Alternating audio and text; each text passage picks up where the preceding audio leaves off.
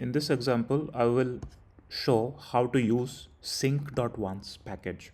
So imagine there is a scenario where you have this main function and it creates lots of Go routines, and inside those Go routines, some work happens first. In this example, the work is you're simply doing an HTTP request to some URL, and only if those succeed, then you want to, let's say, print the response. But you don't have to print it if they don't succeed. Okay. And how do you print? You print it using this log.logger called instance. Okay.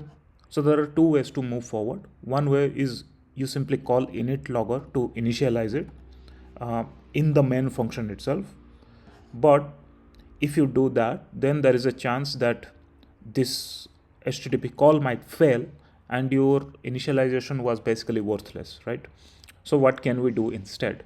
So ideally we want to initialize only if we need it, and we need that initialization once, and that is shared across all Go routines. So that's the ideal scenario, and that sort of thing is where this sync.Once package can help.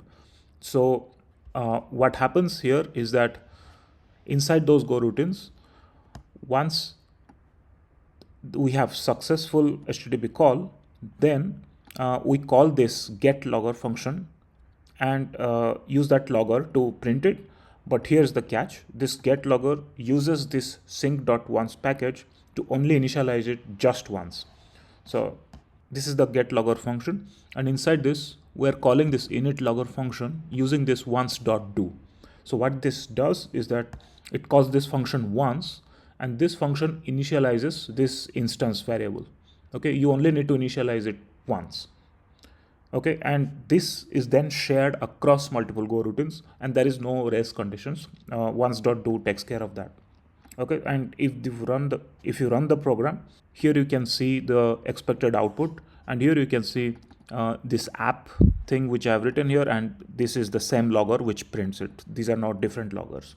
So this is how you save resources by using once.do to do things that you only need to be done once.